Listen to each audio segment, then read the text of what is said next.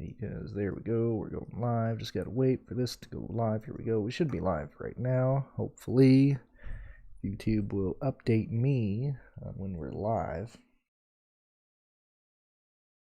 And then we can. All right, cool. Here we are. We're all live. We're all good to go. I'm waiting for some people to join in here, and then I guess we'll start talking. Probably gonna have like 12 people watch today, but that's fine. I got nothing else to do this morning. I do appreciate the second like. That's pretty quick. I enjoy having 2 likes right off the bat. So thank you for whoever else is watching right now. Feel free to drop whatever you want in the comment section. More in the mood to talk about this stuff today. My projections already uploaded to Patreon and everything like that. I already have 4 lineups that I like. Probably gonna enter 6 today. And I like a lot of this slate. I think it's really interesting. As I said in my video, I'm more interested in this slate than I am the Cup Series, actually, because I think the Cup Series is not cut and dry, but your paths are not really set in stone, but like you kind of know where you're going to go. Whereas the Xfinity Series, we can easily have Allmendinger show up, which I doubt it. We can easily have Allmendinger show up, Allgaier, Cindric, Hemrick, Nemechek. Like those 5 guys are all in line to get laps led, in my opinion, and show up and be fast. I think right now I'm pretty even. Let me look at the lines real quick. I'm not going to put anything up on the screen because we're just going to be talking here. Right now, my highest, I got a lot of guys that I have in 3 lineups right now. So I have a lot of ownership right now to Nemechek, a lot of ownership to Austin Hill right now. And those are pretty much the only 2 real stances I'm taking, and Allgaier at the moment. And Cindric. All those guys have the exact same, those are my highest exposures right now between 4 lines. And I'll probably end up having probably Nemechek and another one before I'm done here. The whole Bailey Curry situation is really interesting today because I'm really high on Bailey Curry, and he has to do like the bare minimum. Like he basically just has to finish the race and he'll be optimal. One thing I didn't mention in the video that I recorded was that Texas is normally a top 4 in terms of the purse and the payouts for the Xfinity Series year. So it's normally the first Daytona race pays out the most out of every race. It's usually Talladega in there. And then oddly enough, Texas is sometimes either the 3rd highest, 4th highest, or 5th highest paying race of the Xfinity Series. I gotta sneeze right fast. Hold on. Give me a second. Sorry. And I muted the wrong one. Well, I was trying to save you from the sneeze, the cough, but I muted the wrong. I muted the headset instead of the mic. But yeah, normally the Texas race at the fall Texas race weekend usually pays out really good to the Xfinity Series drivers, and the one Texas race is normally paying out well for the Truck Series as well. And so everything that I looked at was still showing that this is the case, and seeing how many small teams are actually moving a ton of money towards this race, either with real sponsorships or putting a lot of backing towards this. And outside of that, you still have the fact that a lot of these teams are fighting for top 30 in owner points and payouts towards the end of the year, and we're getting down to the last 4 races to where that's really important. Let's see. I give all the info until Riley Herbst becomes the driver he was meant to be. Let's see. I got Herbst projected for, we're giving him 20th right now with 1 fast lap. Or not 20th. We're giving him 11th with 1 fast lap. That's 41.45 points, a 4.8 value. I like other plays other than him. I think Herbst is going to be really popular. I think Moffitt is going to get ownership as well, and I'm terrified of that because I play Moffitt nearly every week, and I like it when he's not the chalk. If people are slowly starting to migrate more to Herbst and Moffitt, I think I'm confident, and I feel all right going to different plays as well. Same thing with Jeb Burton. I got Jeb for 40.45 points today, and I initially thought I'd be using more Herbst and Jeb Burton. I just didn't end up getting there because I'm so heavy on 3 out of the 5 guys that I think are going to lead laps. early in this race. That's where I've gone. Thank you for the 5 likes, by the way. You guys don't have to be here. Let's see, what else are we doing here? Oh, so going back to Curry. He's in the 15 car that needs owner points, and I really like Bailey Curry in vehicles where he can actually feel free to drive, and I think Curry's actually a better driver than Weatherman. He just ends up having the worst equipment, and so today I actually have Curry racing his way up into like 22nd, 21st today. If he does that, he's easily going to be optimal. He'll be close to 37 points. If you back him down to a more realistic expectation, and then, God, dude, Norton keeps wanting to... What is this over here? Come on, Norton. I was messing around with some mods last night. on top of updating ESCA and Norton Internet Security, everybody knows it's like a jelly that just infects your computer, where it lets nothing in, but it doesn't let your computer run very well. And one of the things I downloaded last night, which I know is safe, Norton keeps highlighting as a false positive, and it keeps wanting to act stupid. Anyway, with Curry, like, even if you give him, say if we give him like 29th, so that'd be, give him 29th, he'll have around 24 points. That's 4.6. And how cheap he is, I think it's really easy. Come on, buddy boys. Yeah, it removed my ESCA client. Are you, whatever, I'll deal with that after this live show. Norton's wanting to kill off ESCA for no real reason. Yeah, like, it honestly, Bailey Curry just has to get, like, obviously he hits 6x or he hits 5x at 26 points. But if he gets you 24 points, I think Bailey Curry's optimal. And I think that's right now. I have let's see where I'm at. Curry. I don't know what I want to do, honestly. Like, part of me either wants to go lock Curry in 100% or just fade him, because he's going to be so highly owned. He is the best play. Everybody's going to end up going to him. Right now I have him 2. I have Curry in 2 out of the 4 lineups I currently have. I think I'm just going to leave him with 2 because with the ownership that he's going to have, I'll just hope that he ends up wrecking. But he has a high, and I like the lineups that I have with him. I think I'm different enough. Like, if you're playing Curry, you got to be extremely different, because a lot of builds end up going to Curry, and Xfinity's going to I don't know what the ownership is today. I really don't. Like, I think Curry's going to be probably the third highest owned driver.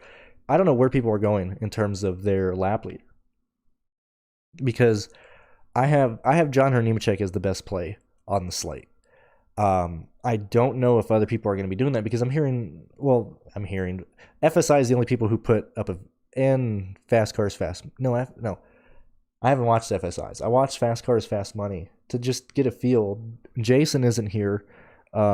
He's not posting content this weekend. He has a family emergency. I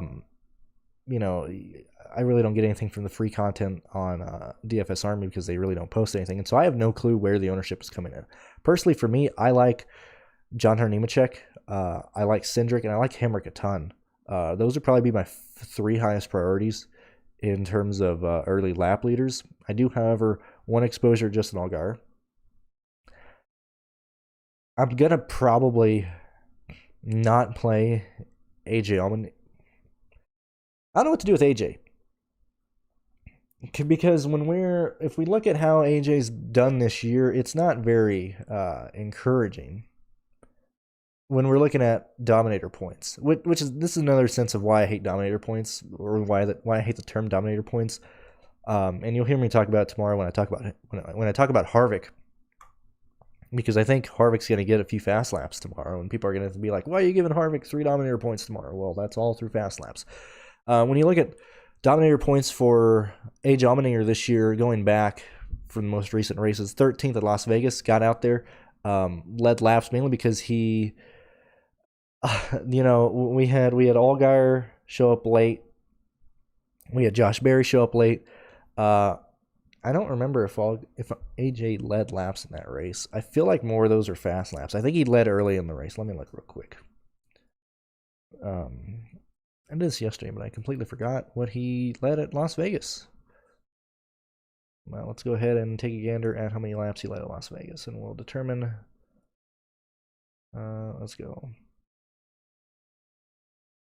and I'm mainly doing this to see if I really do actually care about playing AJ Allmendinger. So AJ Allmendinger led 20 laps. So that's 20 laps. What is that? Hold on. 20 laps that's 5 Dominator points. And so AJ Allmendinger got 13 in total. So you got the other, what is that? I don't like doing math on stream because I feel like a moron. Even doing basic simple math. Have you ever done math on a radio show on live stream? So the other 8 Dominator points that AJ Allmendinger got at Las Vegas was fast laps. It was not laps led. Going back to Darlington 2, he had 11 in total. Atlanta had 9 in total. At Nashville, 0. Texas, 3. Charlotte, 6. And so that's why I'm leaning towards giving AJ Allmendinger some type of Dominator points. But right now, anything I project him for, anything I project AJ Allmendinger for right now, it doesn't give him an optimal lineup. And so AJ has to go out there and outperform my expectations to be optimal and to score well, because I expect Cedric to be fast, Hemrick, the same guys I just talked about. Right now I'm giving AJ Allmendinger 9 laps led, 9 fast laps. That's a total of, what is that? That's 6.3 Dominator points. Like, I think that's being generous. I think that's being really realistic for AJ Allmendinger. Maybe bump up his laps led a little bit. Maybe give him 13 laps led. That would move it to 7.30 Dominator points, but I don't like that because I have AJ Allmendinger finishing 3rd. I don't think he walks away with this race. I think it's the other guys, and so going back again, where did AJ start at? Las Vegas, he started 2nd. Where was he? That's where I like looking at lap by lap data, which you can find at racefortheprize.com. I want to see when AJ Allmendinger led. Did he lead? I'm pretty sure he led off of the competition caution off the top of my head, but we'll take a gander real quick. Howdy, Dave. Yeah, long time no see. And I do say howdy in my day-to-day activities, but fuck, I hate, like, when NASCAR goes to Vegas, it's all about gambling, and it's all like just gambling jokes. And we go to Texas, it's howdy, partner. Check out my 10-gallon hat and my 6-shooter, my Smith & Wesson 6-shooter. So let's check out, when did AJ Allmendinger lead at Las Vegas? I'm pretty sure it's out of the competition caution. Could be wrong. And it is. That he led under yellow, too. On lap 30. Oh, that's when everybody died. Everybody died. That's when it was. Yeah, when that big-ass wreck happened entering 1, when those idiots killed each other, he led under that yellow, led up until lap 46, and he didn't lead. So I don't see anything pointing to AJ Allmendinger walking in with this race. I just really, really don't. Yeah, I just don't see it. Let's see. Vargas and Starr. I don't like Vargas at all. I do like David Starr. So David Starr is yet again interesting here because he can easily blow the wheels off this value. And so there's 2 things here with Starr. It's either you pivot off of Bailey Curry to use Starr, or you use the combination of Starr and Bailey Curry together, which then you still end up with Bailey Curry. You're not really fading him. That's like, this is a legit race where I don't know what I want to do with Bailey Curry. I'll probably end up being underweight in the field and just hoping the lines with Curry end up scoring well. I think David Starr is a great play today. I think Kyle Weatherman is a great play as well. A situation where when you look at Mike Harmon and when they actually bring money to the track is when they have a lot of money in the prize pool and the purse actually pays out well. I like Kyle Weatherman today as well. But if Curry does well, if Starr does well, then Weatherman is probably going to be the 3rd highest scoring punt play.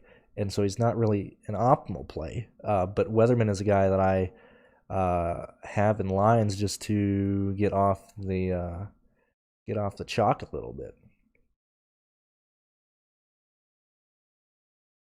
Same thing with Kaz Grala. I didn't really talk about him a ton. I haven't talked about him a lot, but I have Kaz Grala, excuse me, as the 3rd highest projected driver today in terms of DraftKings points.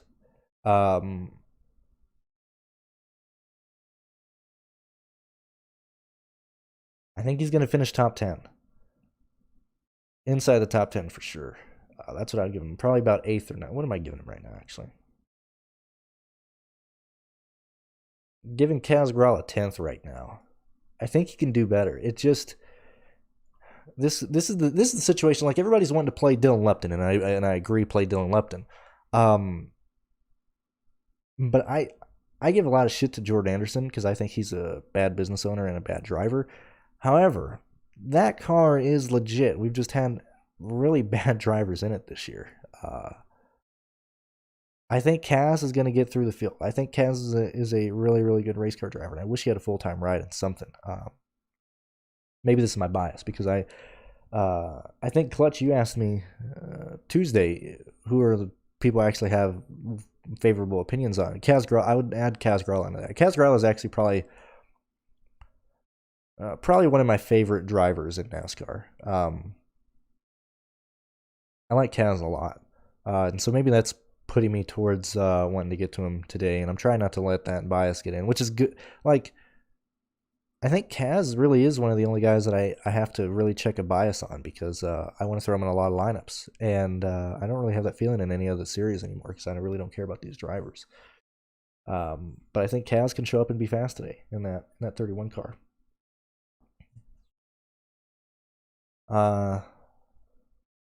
Let's see. Who else? Brandon Brown is interesting. We kind of touched on him.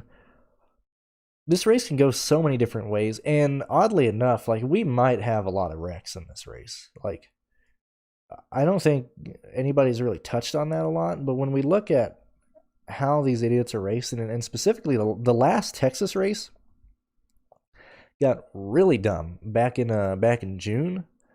We ended up having how many cautions? I think we led 10 cautions for 52 laps. The race was only 170 laps, I believe. Like, we had a lot of this race under yellow, and so let's see. Do we have a competition caution today? I think we do. Let me take a gander real quick. Let's see. Let me look on Twitter. Man, nobody's liking my Dan Weldon stuff today, man. Everybody's so anal about Dan Weldon. Let's see. Resin is applied. Blah blah blah.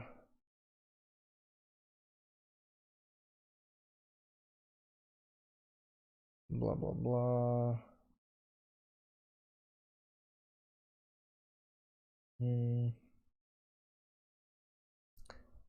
Let's see. Today, competition caution lap 20, and so same time as last time. I think competition caution was on lap 22 in the first race. But anyway, so the first Texas race this year, competition caution lap 22.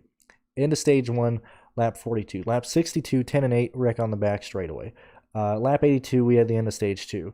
And then on that restart, on lap 91, we had an accident on the front straightaway. Lap 11, we had a 2-car wreck. Lap 122, we had the 15 spin in turn 2. Lap 135, Brandon Jones spun in turn 4.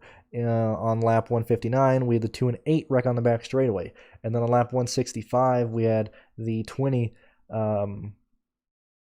wreck in turn 2. This race may have been 150 laps scheduled distance. I don't remember exactly. But we had a lot of wrecks, and it's mainly due to the fact that everybody understands that you only have one time to pass at Texas, and it's in turn 1 and 2. And hoping you get a good run down the back straightaway to make another pass work in 3. After that, it's a single groove racetrack. And so, who were the big names that kind of wrecked this last time? So we had Bailey Curry. Actually, he didn't even start the race this last time. Barry Hill in the 23, he got wrecked in lap 88. Greg Golding wrecked. Weatherman had a fuel pump issue. Earnhardt DNF'd. Parsons DNF. Jordan Anderson started laps down because the car fell apart. So Snyder wrecked out. Jet Burton wrecked out. Graff wrecked out, or they got trap laps down. Harrison Burton wrecked as well. And so we had a lot of big names wreck. And so I honestly wouldn't be shocked if this ends up somehow like Phoenix. Not Phoenix, Las Vegas this year. So maybe keep that in mind as well. Maybe, I think that does help out Bailey Curry be optimal. I think that helps out David Starr have a good chance of being optimal. I think that actually helps out Kaz Grala have probably a 20-15% chance of being optimal. I think it helps out Austin Hill. Might help out Brett Moffitt as well. So it depends. Like, I think this race is a 3 dominator type of lineup. If you're wanting to get a little different, maybe do a 2 dominator lineup and start focusing on place differential. I think that's where I would go. I think my pick to win today is it's John Hunter and Cindric. I can't really tell between those two.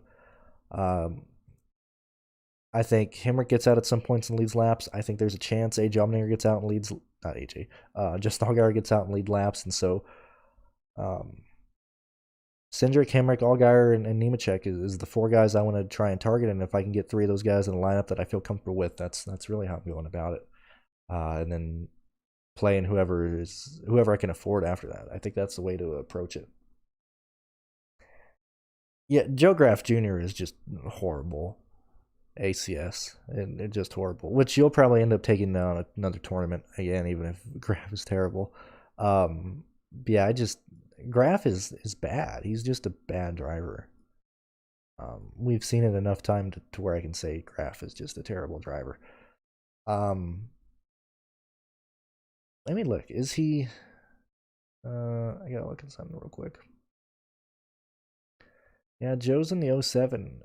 What's the 17 looking like? I want to see who's lower in owner points. The 17 who hasn't ran all the races, or Joe Graff Jr.? I guess we'll kind of end on that. NASCAR Xfinity points. Xfinity owner points. Let's do that.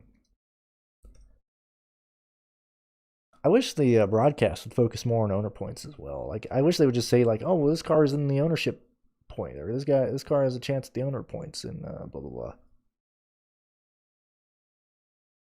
So let's take a gander here.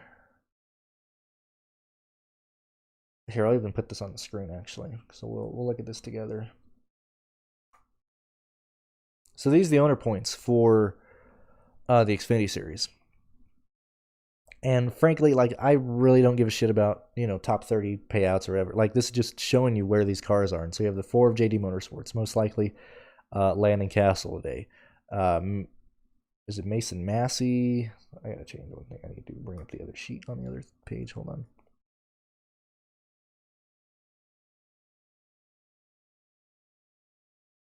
Okay, so you have the 99, who is Matt Mills today. My bad.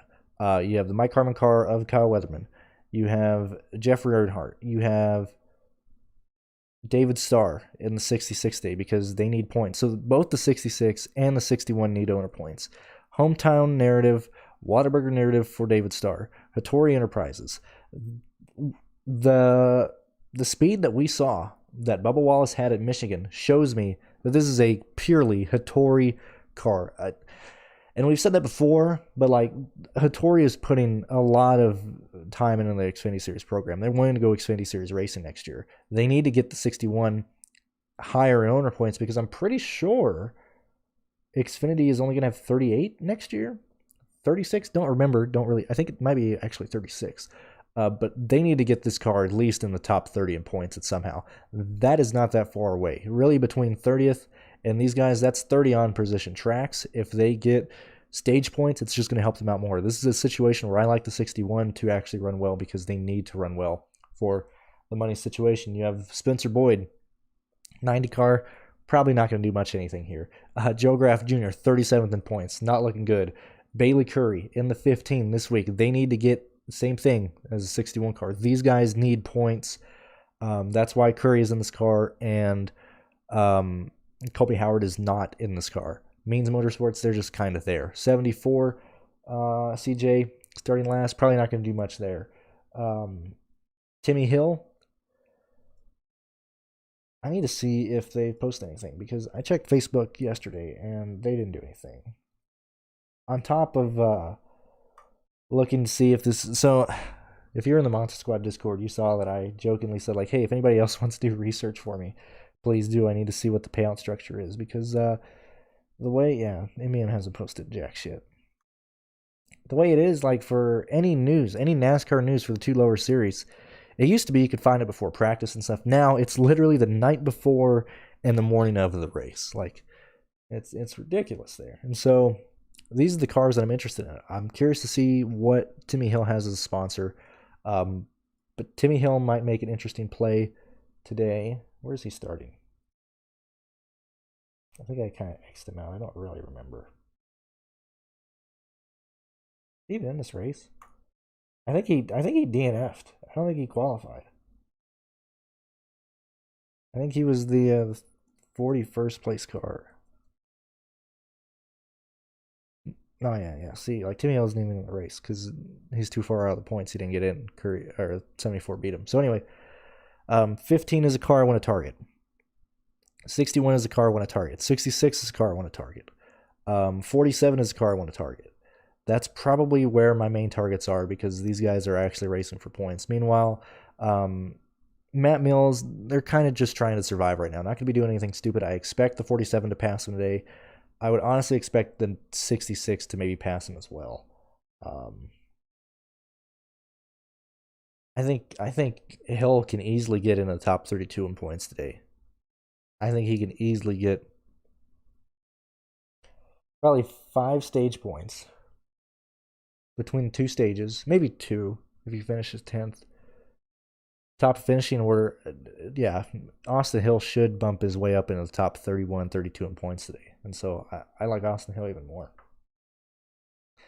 So answering your question about the playoff cart, if we go to owner standings, this is where the 54 is in owner points. And so 54 is in competition. They're 21 points behind for the ownership, for the owner title. Owner, like people inside of NASCAR care about the owner title like a lot. That's why it's still a championship. And that's specifically why the 54 runs every single race is because they want to win the owner title, or the ownership title. What is it called? I'm pretty sure it's the owner title. He's 21 points behind colleague. The real competition between the 54 and the 22, like that's it. I don't see A.J. Allmendinger holding on and staying there. I see the 54 being the championship contender for the owner points. Yeah, which you can see on the screen right here. And so like that's why I like John Hunter Nemechek. And the fact that when John Hunter Nemechek last ran the Xfinity Series race, Dover, he would have won. Fully, honest to God, believe John Hunter Nemechek would have won at Dover. That's just how it is. I fully believe he would have won at Dover. The Sam Hunt car, they broke a suspension part, I do believe. But he was third at Richmond. I mean, this is a guy who is just running trucks the entire time. I know he had he had the race rating of 17 at Dover, but that's because he was just trapped in traffic. Wasn't leading, but that car was stupid fast. And that's why I have Allgaier, Cindric, and John Hunter as the 3 guys I think who's going to win this race. And I actually have them all projected for the same finishing position. I think I'm giving them all second. I like John Hunter Nemechek a ton. And that's where I'm at. I think he's underpriced. It just depends on how fast he gets up there. He needs to pass these guys on a reset. He needs to have a ballin', either long run car or pass them on the short run. Because if he doesn't pass these guys within the first 5 laps of a run, I don't see him pass them until probably lap 30 of a run. And that's a bit detrimental to fantasy because we do need him getting those laps led. I think he'll get the fast laps, though. I'll probably be overweight on John Hunter Nemechek. Like I said, I don't know where the field's coming in today. So if you guys have any idea, if you're subscribed to any of those sites, let me know because I don't know. This is where I did wish I had more money to have Roto Grinders and Awesemo and Fantasy Labs and everything to at least get an idea of what the ownership is because this is a race where I would just want to be overweight on the dominators who people are underweight on. If that makes sense. Let me move this back here.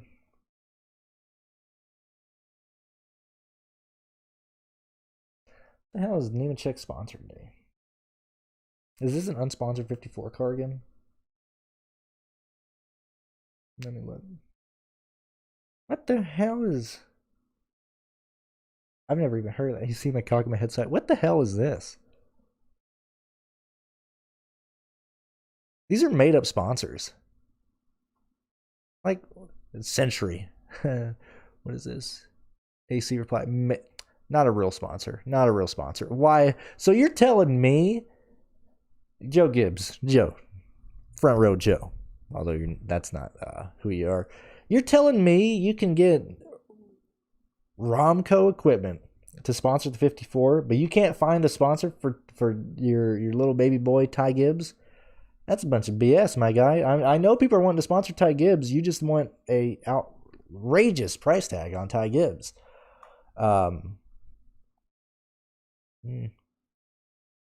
Bunch of, what is this? They got a bunch of associated sponsors on here too.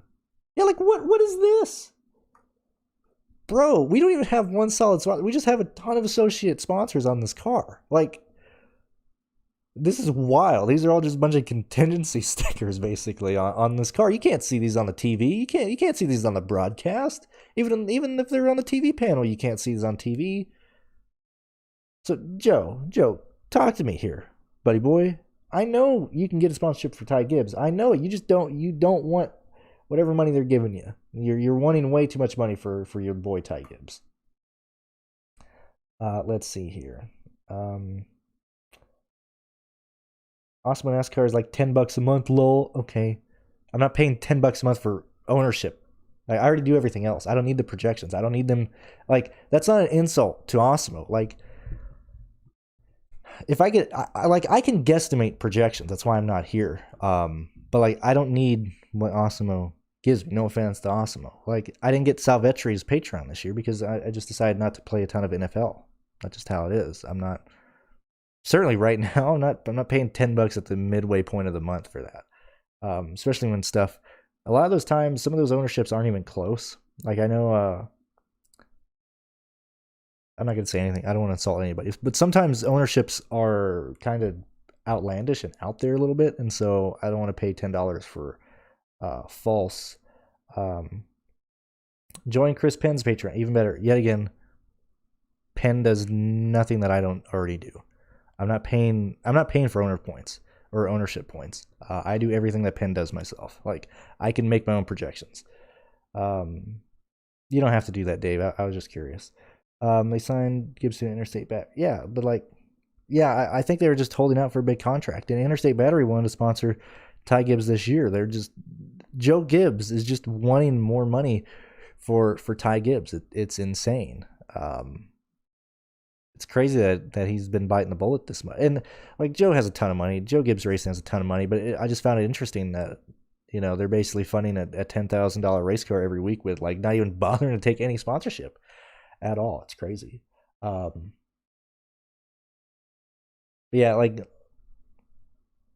the only person in NASCAR that I buy, that I buy content from, it's not content, but you can see in the description, go to raceforprize.com to use the fancy NASCAR data that I use. Pierce makes everything easy to read. I don't need to buy anything else, and I wouldn't buy anything else. I just use that sheet because it's so easy to read. It's easy to understand. That's the only thing. Like, honestly, I would, and this is me, like, I'm putting my money where my mouth is. I would not buy anybody else's money or stuff.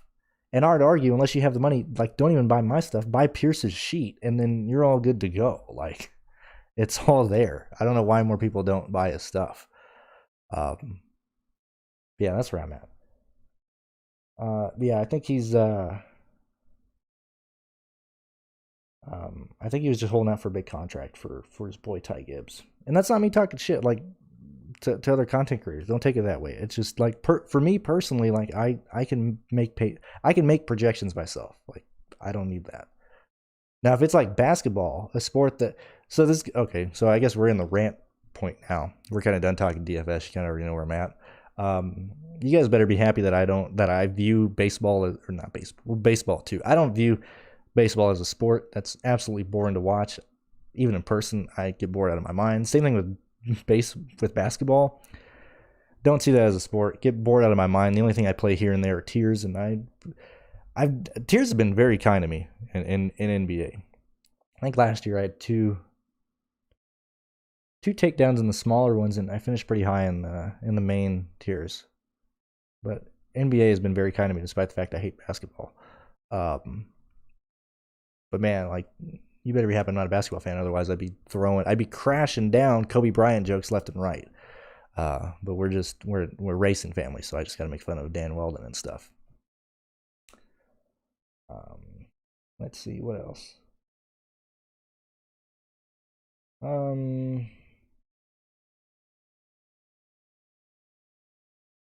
Can't think of anything else. I think I about covered everything I wanted to cover today, and we got it all done in roughly around half an hour and things like that. So if you got any last minute questions or things you're wondering, feel free to drop it down. What's going on, Oliver? Still molding things, still thinking things over for next year. I'm leaving a lot of money on the table, and I'm okay with that. It just depends on how much it ends up being. Because this year, looking back at it, I probably could have made a lot with sponsorships. I just don't like shelling out products that I don't really like. I've kind of talked about this in Cruise Control as well. Like, a lot of these promo codes for some of these sites. We'll talk about Prize Picks because I got nothing going on with Prize Picks.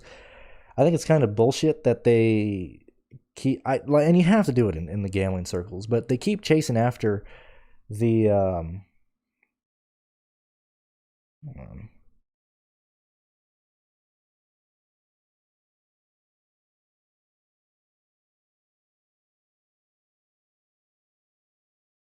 you have to chase after the young, every 18-year-old or new people in the gambling space, but like, give something to the people who already use your product. Like, come on, man.